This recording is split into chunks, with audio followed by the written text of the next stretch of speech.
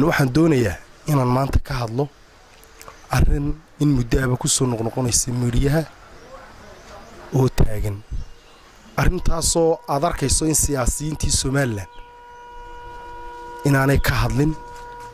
isla markaana ay ahayd in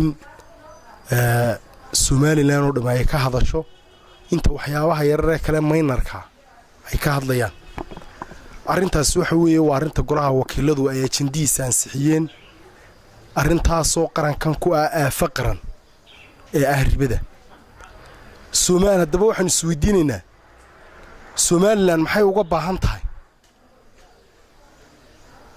baahida inoo haysa waa maxay in la sameeyo xeerka baananka mar haddii la ansixiyo hore golaha wakiiladu ay noogu ansixiyeen xeerkii Bangyada Islaamiga anu waxaan qabaa inaan baahi aynu uga baahannahay inaanay jirin balse ay tahay uun ninka doonaya maanta inuu xeerka u ololeeya nin doonaya inuu fidmo qarankan ku soo dhex tuuray inay tahay nin doonaya inuu Ilaahay la dagaalamo oo banaanka ugu soo baxay inay tahay waan cambaarayna ragga waxa wadwada waxaan leenahay taasaa mudaharaadkeedu xaq yahay in lagu mudaharaado afartan inanay halkan ku jira golaha wakiilada taasay tahay in lagu mudaharaado oo shacbiga reer Soomaaliland ee la itaal daran abaaraha baaqigoodii in haddana ay dab geliyaan ka yeelimayno waxaan leenahay arrintaas waa faqran golaha wakiiladu Soomaalidu waxay tahay findhicilku ma xaraam ba mise waa xalaal soo hadalqaadkiisa baxun in golihii wakiilada lagu dhex wadwado oo la yiraahdo in riba la ansixinayo la ansixin maayo inagoo dal islaam sheeganayna ceeb bay nagu tay kuwii isticmaalayay ayaa imika ka soo guuray xeerka Bangyada Islaamka ama nidaamkan Bangyada isticmaalay Islaamka marka waxaan leenahay ragga waxa wada dan qaran ma wadaan waxay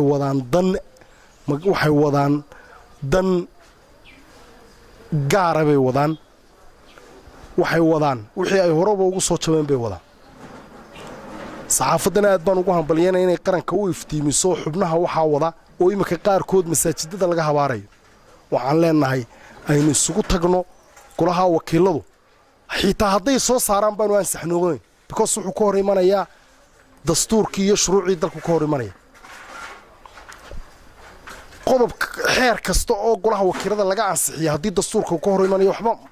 waxba kama jiraan weey marka waxaan leenahay arrinta ragga wadwada waanu cambaarayna xisbigaan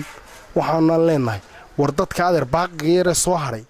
inta dhibaatada abaaraha iyo ka hadli lahaydeen ina haddana aafa kale loo qaraa keentaan aad baan uga xunnahay ragga waxa wadwadaana waa rag dan shakhsi uun wada